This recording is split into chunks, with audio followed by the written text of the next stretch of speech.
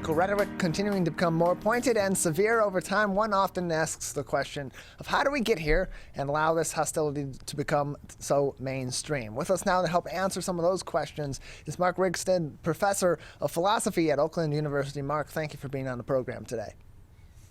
Thank you for having me, Tyler. Appreciate having you on. So can you talk a little bit about how extreme views have become more prevalent these days?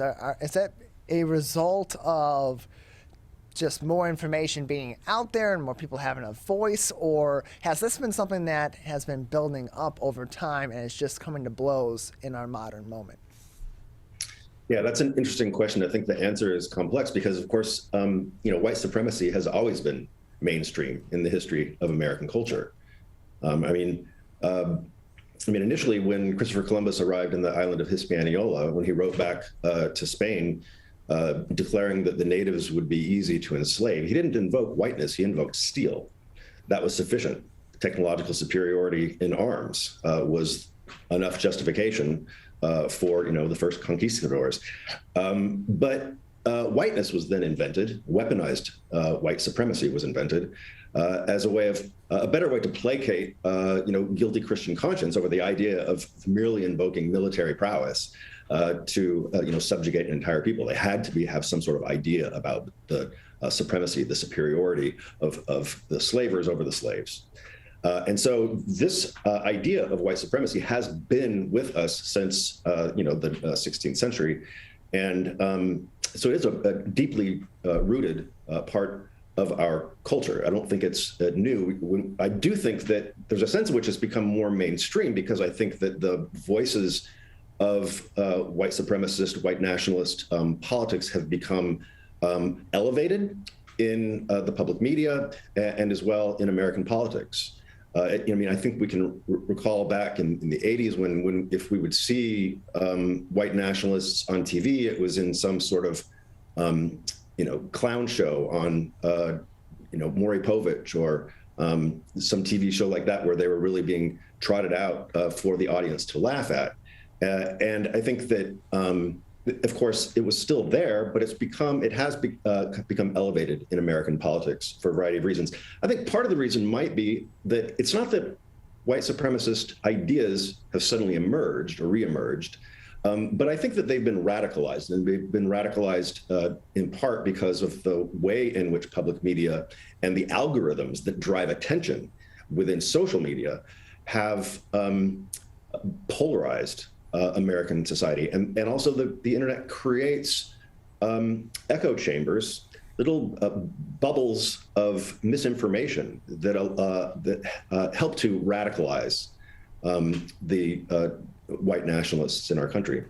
So is it your belief that the timeline of white supremacy and some of these more severe political rhetorics and discourse being put into the public square, has that been more of a result of certain leaders coming into play, or the fact that those that are supporting these leaders and maybe have had these opinions and kept them more latent over time, now they have a greater platform with social media and with the controversy that it brings in the more mainstream media and the attention they can garner, especially as they support certain political candidates who hold these opinions? It's the question of, is it that this is getting louder, or just that there are more voices yelling it and having a platform for people to consume that information? Yeah, and I do think that the rise of white supremacist violence has been a function of politicians and media platforms pandering to racial hate. Racial hate is big business. I know that a lot of advertisers have pulled out of the Tucker Carlson show because he foments theories that are then re-articulated in the manifestos of murderous white nationalists. But at the same time, his show is incredibly popular and well-funded. And so, you have to follow the money. Who's actually paying for this? Who wants to see this kind of hatred brewing in America? There have been attempts to deplatform the platforms. When the El Paso shooter was radicalized in the pages of 8chan, that platform was itself deplatformed. But it has reemerged under a different name, which I won't mention because I don't want to drive traffic to it. And now, where is it? It's on Russian servers. So there's a geopolitical dimension to this. Our geopolitical enemies want to foment anti-Black, white nationalist violence in America because they know that it will divide us and it can destroy us. This is a national security issue. The Department of Homeland Security has declared that white nationalist violence is the #1 terrorist threat, right? We're less worried about Al-Qaeda and ISIS at this point in American history than we are about the radicalization of people in the pages of 4chan or in the Tucker Carlson show on Fox News. We're joined by Mark Rigstad, professor of philosophy at Oakland University, joining us on the program. More information can be found on the university's website at oakland.edu. That's oakland.edu.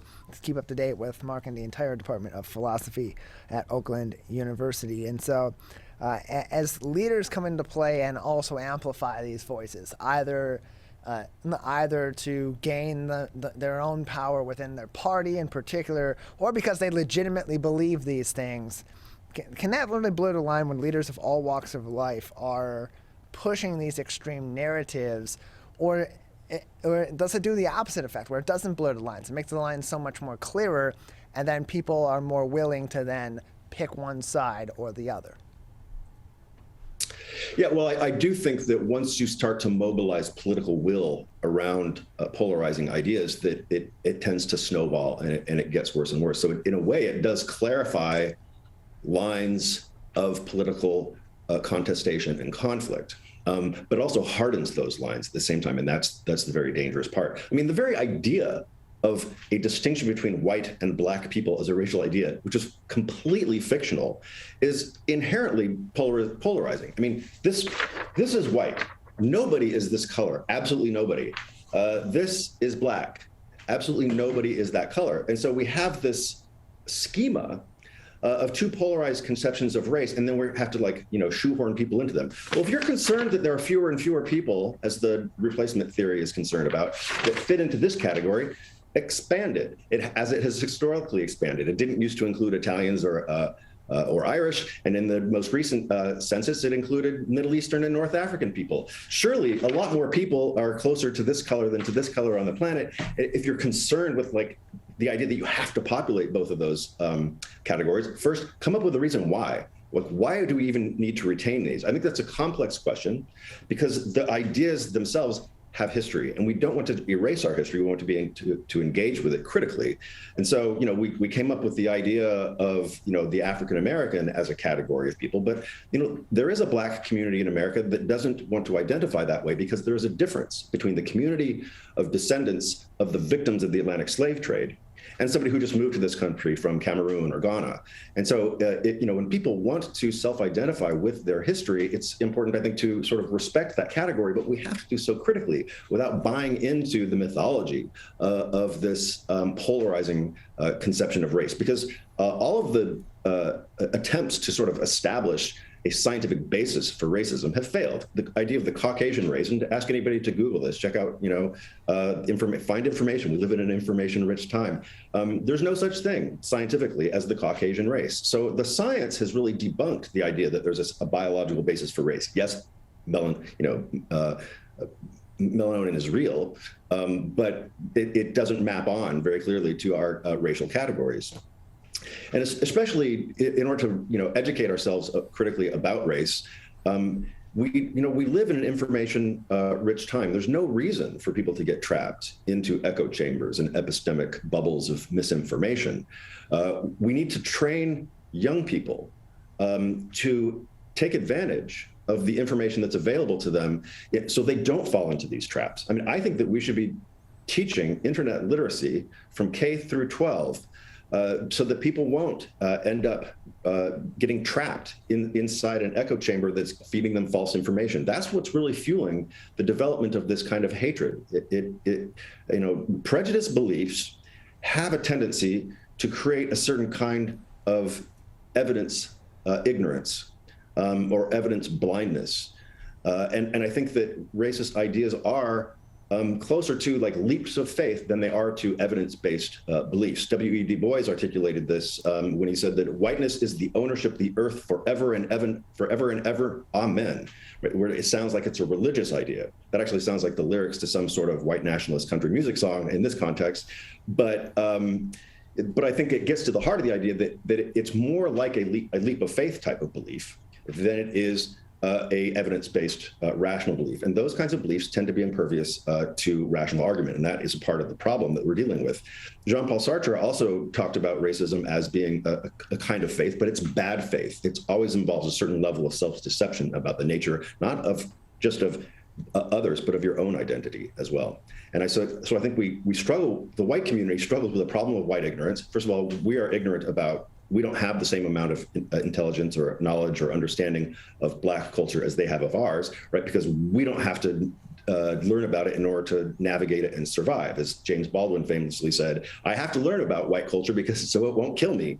And I think that white people need to overcome that ignorance that they have about the communities that don't identify as white, but we also have to become less ignorant about ourselves. Like the polling of white people indicates that white people feel very vulnerable, like they have very few opportunities. And yet the social science tells us that that's not the case. And just in 2016, there was a study that found that in Detroit, Livonia, and Dearborn, that Black applicants for mortgages were twice as likely to be denied as white applicants. And this is by companies that probably have diversity, equity, and inclusion statements as a part of their corporate culture. And yet we see in the effects, the actual consequences, the continuation of systemic racism. And the whole theory about white people being replaced and being overcome and being disadvantaged by a multicultural society is not rooted in social scientific fact. It's a complete mythology, and it's embraced as a kind of irrational faith. And that's something that's very difficult to uproot. But the way to do it, I think, is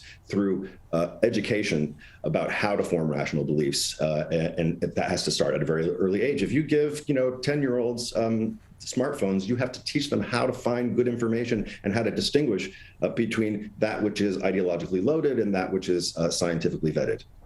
We're joined by Mark Rigstad, professor of philosophy at Oakland University, joining us on the Michigan MegaCast. More on everything going on at Oakland University at oakland.edu. That's oakland.edu. And so, yeah, education plays a critical role in this. It plays a critical role in how we get ourselves out of these tumultuous political times, get this hateful rhetoric certainly out of the vernacular of our society, which is an uphill battle because, as you said, it's rooted in the history of this country, and almost every step of the history of the United States of America can be rooted back and is rooted back into discussions of race. And so as we're talking about this hateful speech becoming more prevalent, a couple of questions come up. As we talk about how do we stomp this out of our society? How do we weed this kind of rhetoric out of our society and tone down this hateful speech and get rid of it? Do we either let it out in the open so we know these people are believing, these people have these beliefs and these people are wrong, or do we try to weed those people out of society altogether and not have that speech out there and try to really help tone down the exposure to that information? What do we do in this case? Is it better to let that speech be out there and educate, or is it better to bring these people, or to not bring these people out into the open, as we have previously tried to do, it seems, and bring those back to the fringes of society? Yeah, that is a difficult question, Tyler. I think that there's some evidence to show that deplatforming can sometimes backfire and have unintended consequences. Where people who are kicked off of Facebook or Twitter, then they go to 4chan and 8chan and further radicalize because they aren't exposed to a diverse ecosystem of arguments and of information. So I place somewhat greater, although limited, hope in education, because of course, part of the problem is, the undereducation and miseducation, but I do think that there are things that we can do. I've noticed when I have students, I teach political philosophy, so I get students from, run the gambit. I get the white nationalists, I get the, progressive, the anarchists, the communists, liberals and conservatives and libertarians, the whole gamut. But what I find is that students with radical views tend to moderate their views when they engage in critical philosophical reflection, right? I had a neo-Nazi student my first semester at Oakland University, and he wanted to defend, Mein Kampf. And by the end of that, I said, okay, let me help you. I will help you by showing you all of the countervailing arguments that you're going to have to examine in order to justify your position. By the end of the semester, he wrote like a critique of Hitler. Complete moderation of his views. His favorite book remained the Unabomber Manifesto, and so I continued to worry about that student, but I noticed a certain amount of moderation, and I've seen this again and again and again, that critical reasoning, education that's built around critical reasoning has a tendency to moderate political views, and I think that's where we should place our hope. We're joined by Mark Rigstad, professor of philosophy at Oakland University, joining us on the Michigan Megacast. And so where at this time do you forecast that we're headed with this? And because of the way that we're handling hate speech as a society at this time, and maybe we are at that point where we are in the infancy of figuring it out, and that's why it seems so severe and it seems like there's no direction here. But what do you see as where we're headed on this issue? Will it want to be getting worse the longer we leave it unaddressed aggressively, or do you see this as something that could fade away depending on what sort of actions are taken in the next several years by people that aren't on these fringes of society and are trying to snuff out some of this hate speech? So that's a hard question because it calls for a prediction. And as Yogi Berra said, it's hard to make predictions, especially about the future. When I told my aunt Barbara that I was going to go to graduate school to get a PhD in philosophy, she asked me whether I thought that it would help me to know the future. And at that time, I said I seriously doubt it. And to this day, I retain the same view: the future never continues to surprise. So I don't know where we're headed, but I do know what people can do to try to steer the course of history in a better direction, in away from hate and towards unity. We do have to embrace the idea that there really is strength in diversity. There's all kinds of social science on this, that when groups of people have to make collective decisions, their deliberations are actually better. They have better value. They achieve better outcomes when the participants are themselves diverse. That's a social scientific view that is, of course, rejected by Tucker Carlson and by the Buffalo shooter because they're miseducated. They are embracing mythological ideas and not basing their views in science. And so we do need to, I think, combat anti-science at the same time that we combat those views that embrace it. And I think we have to deal with the problem. This is a white people problem. And so we have to deal with this as a white community. There are people who feel like multiculturalism is an assault on white people, that they're somehow burdened with the idea of white guilt. They see the idea of white pride as something that's impossible. Well, I think it is possible for people to feel proud about their white or European heritage. The supposed intellectual superiority of white people has been connected with the idea of, a prominent role of Europeans in the history of science. Of course, there are prominent roles of other cultures as well. But so let's go ahead and take pride in that. And if you're going to do so, don't do it on the basis of a bunch of anti-science malarkey, propping up your white supremacist racism. Be proud about the fact that the civil rights movement, which overcame many of the injustices of slavery and Jim Crow, involved white agency, right? That if we're going to feel good about ourselves, let's feel good about ourselves because of our moral accomplishments rather than our ability historically to succeed at conquest and domination. Mark, thank you so much for joining us. Thank you for having me, Tyler.